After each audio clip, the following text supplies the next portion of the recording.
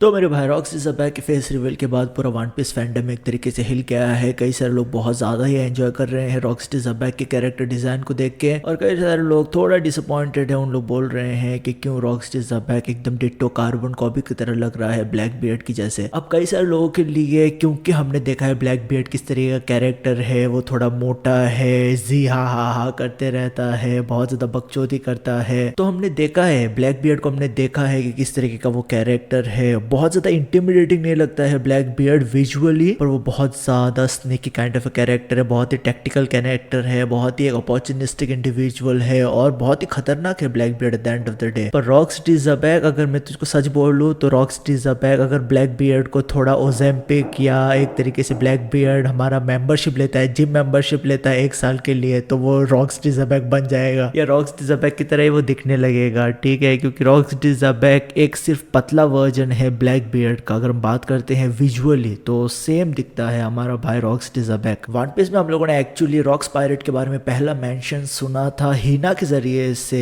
जब हमको मतलब पता चल रहा था, हिंट्स मिल रहा था कि बिग मॉम और कायदो एक साथ में आ रहे हैं। तो हिना इसी को साइड करते हुए वो गाप से लॉक्स के बारे में मेंशन करती है। पहले जब हम इनिशियली ये नाम सुनते हैं तब रॉक्स पायरेट का नाम नहीं सुन रहे थे हम लोग, हमको मतलब मिस ट्रांसलेशन हुआ था वो, मुझे अभी तक याद है। मैं कम्युनिटी में मतलब था, मैं बहुत टाइम से हूँ, बट हाँ उस टाइम पे उन लोग लॉक्स बोल के इसको रिफर कर रहे थे। बाद में मुझे लगता है कि उन लोग चेंज करके लॉक्स से चेंज करके एक तरीके से उन लोग रॉक्स पायरेट बोलते हैं या मेंशन करते हैं रॉक्स पायरेट का। तो गाप जब हिना मेंशन करती है लॉक्स के बारे में या रॉक्स के बारे में, तो गाप मेंशन करता है किस तरीके से वो जनरेशन कंप्लीटली डिफरेंट था, वो जनरेशन बहुत ज्यादा रूथलेस था। अगर वो पायरेट्स फिर से वापस आते हैं तो हम लोग संभाल नहीं पाएंगे, ऐसा बोल रहा था गाप। हमको ये हिना और गाप के कॉन्वर्सेशन में ये भी हिना बोलते हुए या मेंशन करते हुए दिखाई दे रही थी कि रॉक्स पायरेट में किस तरीके से लोग आपस में ही झगड़ के क्रू मेंबर को ही मार देते थे, वो बहुत ज्यादा कॉमन था। तो ये भी हम लोग मेंशन करते हुए देख रहे थे। ये टाइम पे हमको सिर्फ बिग मॉम और कायदो के बारे में पता था, कुछ बाद में और हमको एडिशनल पता नहीं था कि कौन कौन रॉक्स में थे, सिर्फ ये नाम हमको यहाँ पर ड्रॉप कर दिया गया था। तो बहुत सारे लोग एक्साइटेड थे कि ये क्या है, ये रॉक्स पायरेट, लॉक्स पायरेट, ये क्या है, ये रॉजर के पहले वाला जनरेशन था, ये कौन थे। तो इसके बारे में हम लोग सोच रहे थे, सब सारे लोग स्पेकुलेट कर रहे थे, पर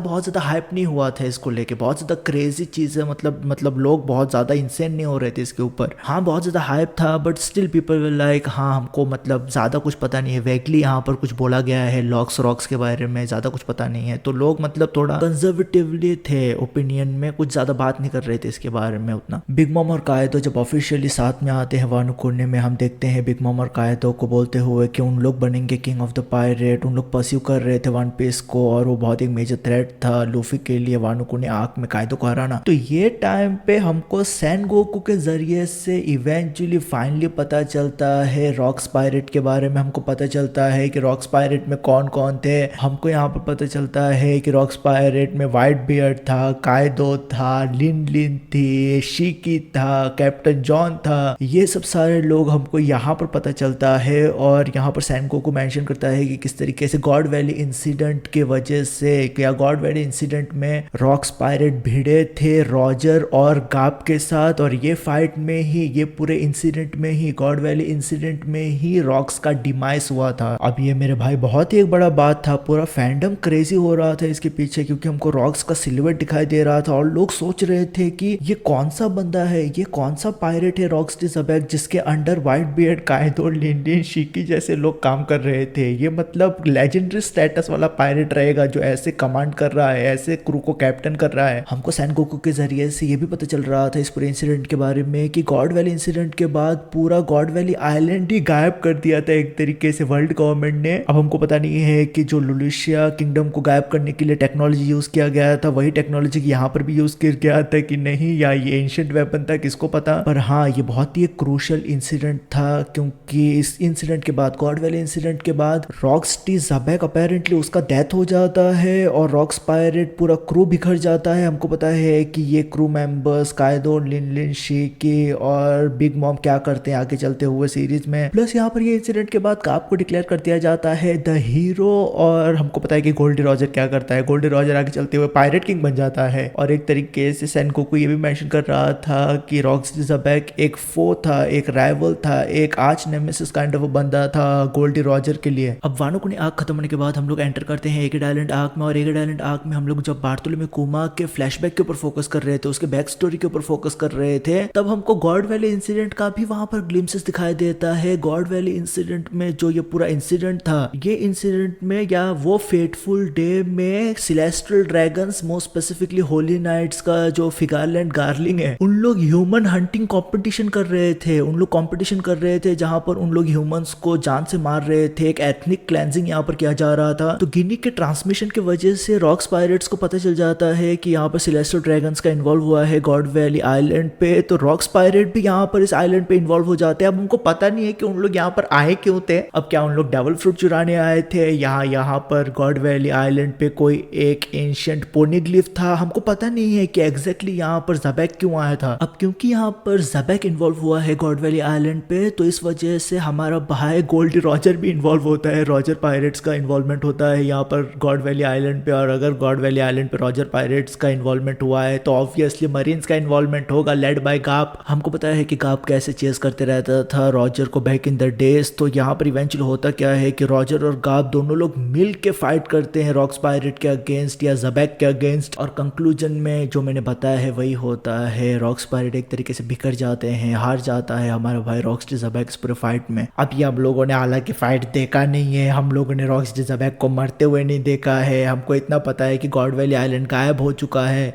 पर क्या सच में रॉक्स ज़बैक हार गया गाप और रॉजर के साथ? क्या ये सच में हुआ था? क्या ये सच में मतलब फाइट तो हुआ रहेगा, पर क्या सच में रॉक्स ज़बैक हार गया, यहाँ पर उसको डेथ हो गया? मुझे भी ऐसा लगने लगा है कि मे भी जिस तरीके से हम लोगों ने एल्बेफ में देखा है कि हमारे भाई ईमू ने गुनको की बॉडी के ऊपर पोजेशन लेके एक तरीके से उसने इनडायरेक्टली इन्वॉल्वमेंट किया अपने एल्बेफ में। क्या ऐसा हो सकता है कि गॉड वैली इंसिडेंट में ईमू ने फिगारलैंड गार्लिंग के बॉडी के ऊपर पोजेशन लेके इनडायरेक्टली इन्वॉल्व हुआ रहेगा पूरे गॉड वैली इंसिडेंट में? क्या ऐसा हुआ है? अगर ये ऐसा हुआ है तो साइंस भी करता है, क्योंकि मतलब सब सारे लोगों को समझ में नहीं आएगा कि ये कौन है, ये ईमू है, ऐसा किसी को समझ में नहीं आएगा अगर हमारा भाई ईमू कंट्रोल लेता है, पोजेशन लेता है फिगारलैंड गार्लिंग के बॉडी के ऊपर। अब एल्बेफ आर्क में आते आते ओडा हमको एल्बेफ आर्क में रॉक्स ज़बैक का हाइप इनिशियली स्टार्ट से ही हमको करते हुए दिखाई दे रहा था। वो रॉक्स ज़बैक को एक तरीके से हाइप कर रहा था लोकी के जरिए से। हमको पता है कि लोकी किस तरीके से बहुत ज़्यादा एडमायर करता है रॉक्स ज़बैक को। हमने थोड़ा पास्ट में भी देखा था कि जब रॉक्स ज़बैक आया था एल्बेफ में, तब लोकी ने काइंड ऑफ उसको चैलेंज किया था और ज़बैक ने उसको अपने सोर्ड के जरिए से वन शॉट कर दिया था, नॉकआउट कर दिया था। व्हाइट बियर्ड बोल रहा था कि इसके अगेंस्ट, छोटे बच्चे के अगेंस्ट ब्लेड क्यों निकाला तूने? तो वो हम देख रहे थे कि हाँ, यहाँ पर भी ओडा हमको हाइप कर रहा है रॉक्स ज़बैक का एल्बेफ में इन्वॉल्वमेंट हुआ है, होली नाइट्स का एल्बेफ में इन्वॉल्वमेंट हुआ है, ईमू का इनडायरेक्टली कुनको के बॉडी के जरिए से। तो इसी टाइम पे जब हम लोग किंग हेरल्ड के फ्लैशबैक में थे, तभी हमको यहाँ पर दिखाई दे रहा है रॉक्स ज़बैक का एब्सोल्युटली गोल्डन लोर। यहाँ पर जो ओडा ने लोर ड्रॉप किया है रॉक्स ज़बैक को लेके, वो एब्सोल्युटली इंसेन लेवल का था। हमको यहाँ पर पता चला है कि रॉक्स ज़बैक ने रेवरी अटेंड किया था। अब यहाँ पर कई सारे पॉसिबिलिटी हो सकते हैं। एक तो सच में रॉक्स ज़बैक हमारा भाई किसी किंगडम का किंग था, नहीं तो जिस तरीके से हमारे भाई किंग हेरल्ड ने अपने आप को स्मगल किया था रेवरी में, उस तरीके से में भी हमारे भाई रॉक्स ज़बैक ने अपने आप को स्मगल किया रहेगा रेवरी में, किसको पता। बट यहाँ पर एक मैसिव रेवरी में इंसिडेंट होता है जहां पर रॉक्स ज़बैक वन शॉट कर देता है, या रॉक्स ज़बैक रेवरी में एक एडमिरल को जान से मार देता है मेरे भाई। यहाँ पर ऐसा नहीं है, यहाँ पर ऐसा नहीं लिखा है कि रॉक्स ज़बैक ने हरा दिया एडमिरल को, वो मार देता है एडमिरल को जान से। ये किस तरीके का हाइप है ओडा को ही पता, पर रॉक्स ज़बैक हमको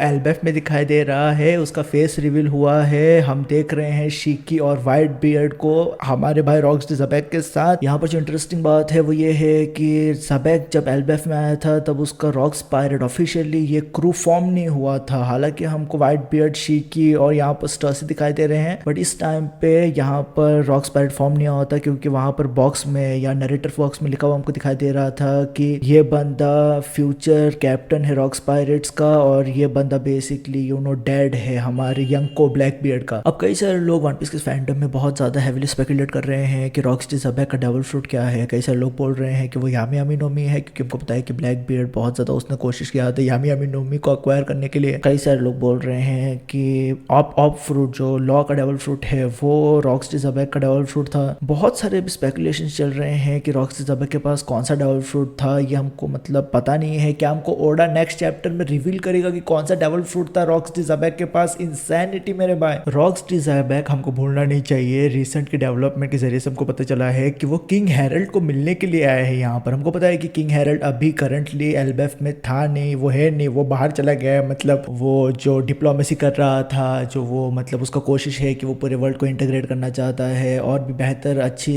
मतलब और अच्छा कनेक्शन फॉर्ज करना चाहता है डिफरेंट डिफरेंट कंट्रीज के साथ। उसके एफर्ट्स में वो बेसिकली बाहर गया है एल्बेफ से। तो इसी टाइम पे हमारा भाई रॉक्सटी ज़बैक आया है मिलने के लिए किंग हेरल्ड के साथ। और ये इस वजह से भी है क्योंकि जब रेवरी का इंसिडेंट हुआ था, जब रॉक्सटी ज़बैक रेवरी अटेंड किया था, तब किंग हेरल्ड भी रेवरी अटेंड किया था। तो उस टाइम पे world government actually king Harold को पकड़ लेते, पर वो पकड़ नहीं आ पाए थे क्योंकि रॉक्सटी ज़बैक ने एक एडमिरल को जान से मार दिया था। तो तभी उसी टाइम पे किंग हेरल्ड और रॉक्सटी ज़बैक के बीच में मुलाकात हुआ था। मुझे पता नहीं उनका कॉन्वर्सेशन क्या था, पर यहाँ पर क्लियरली लग रहा है कि रॉक्सटी ज़बैक कुछ चाहता है किंग हेरल्ड से, इस वजह से वो यहाँ पर आया है। कुछ एक मेजर बिजनेस है उसका किंग हेरल्ड के साथ। अब ये सिचुएशन बहुत ज़्यादा इंटरेस्टिंग इस वजह से है क्योंकि हमने ईमू को बोलते हुए देखा था। ईमू ने जब गुंको के बॉडी के ऊपर पोजीशन लिया था, और ईमू अभी जो क्या कर रहा है, जो कुछ भी कर रहा है वो एल्बेफ में, वो चाहता है कि वो एल्बेफ को अपने डोमिनियन में लेके आए। और वो बोल रहा था कि किस तरीके से किंग हेरल्ड की वजह से अंत मोमेंट में ईमू का जो प्लान था एल्बेफ को अपने डोमिनियन में लाने का, वो तहस नहस हो जाता है किंग हेरल्ड के डिसीजंस की वजह से। और हम देखते हैं कि किंग हेरल्ड का डेथ हो जाता है, वो सब सारी चीजें उसको भी लेके बहुत ज्यादा एम्बिग्विटी है। तो मेरे दिमाग में अब ये चल रहा है कि क्या किंग हेरल्ड और ज़बैक के बीच में इवेंचुअली एक टाइम पे मुलाकात होता है और उन लोग कुछ डिस्कस करते हैं जिसकी वजह से किंग हेरल्ड अंत मोमेंट में वर्ल्ड गवर्नमेंट के डील के साथ पुल आउट कर लेता है। क्या ऐसा कुछ हुआ था? सिचुएशन क्या ऐसे एस्केलेट हुआ था? मुझे पता है कि जो मेरे दिमाग में टाइमलाइन है वो कंप्लीटली मैस्ड अप हो गया है ये सब सारी चीजों को लेके, पर ये बहुत ज्यादा इंटरेस्टिंग है। ज़बैक का पूरा इन्वॉल्वमेंट ही बहुत ज्यादा इंटरेस्टिंग है पूरे एल्बेफ आर्क में। मेरे भाई ओडा ने बहुत ही एक इंसान लेवल का पैरेलल ड्रॉ किया है टाइमलाइंस में, जैसे एस और ब्लैक बियर्ड फाइट करते हैं। और मैंने देखा है कई सारे लोगों को बोलते हुए कि अभी ये वन पीस नहीं है, ये नेपो पीस है, मतलब नेपोटिज्म का पीस है, मतलब ऐसे बोल रहे हैं लोग, मतलब मजाक मजाक में। वो काफी फनी भी था मेरे हिसाब से। पर मैं डेफिनेटली बोलूंगा कि और जो एक एस्पेक्ट था इस रॉक्सटी ज़बैक के रिवील को लेके, वो ये था कि कई सारे लोग वन पीस के फैंस पूछ रहे थे, क्वेश्चंस अपने आप से रेज कर रहे थे कि क्या व्हाइट बियर्ड को पता नहीं था कि ब्लैक बियर्ड रिलेटेड है किसी न किसी तरीके से रॉक्सटी ज़बैक के साथ या उसके कैप्टन के साथ। मुझे लगता है कि व्हाइट बियर्ड को थोड़ा बहुत अंदाजा रहेगा इसके बारे में, पर व्हाइट बियर्ड केयर नहीं करता था। At the end of the day जो कोई भी है, जो कोई भी तेरा बैकग्राउंड है, उसको ज्यादा कुछ फर्क नहीं पड़ता था। हमने देखा है कि किस तरीके से जब एस बताता है व्हाइट बियर्ड को कि वो रॉजर का बेटा है, he did not give a fuck about it. Alright, so वो सब सारी चीजें मेरे लिए बहुत ज्यादा कंसर्न नहीं है। पर हाँ, बहुत ज्यादा ट्रोलिंग, बहुत ज्यादा मीम्स वाइज सब सारी चीजें बन रहा है, वो इंसेंट लेवल का है। तो मेरे भाई मैं ये सब सारी चीजें बात करना चाहता हूँ, और बहुत सारी चीजें मतलब मेरे दिमाग में है ज़बैक को लेके। मैं देखना चाहता हूँ कि ओडा कैसे हैंडल करता है पूरे ज़बैक के सिचुएशन को। पर तेरा ओपिनियन क्या है रॉक्सी ज़बैक के कैरेक्टर के ऊपर? मेरे को डेफिनेटली कमेंट सेक्शन में कमेंट करके बताना। और अगर तूने ये वीडियो अंत तक देख ही लिया है तो लाइक भी करते, मेरे को ये मदद करता है एल्गोरिदम में। मेरा मतलब चैनल ऑब्वियसली बैठ गया है, पर जो कुछ भी है वो है यार। मैं बहुत ज़्यादा एक्साइटेड हूँ वन पीस को फ्यूचर में रीड करने के लिए।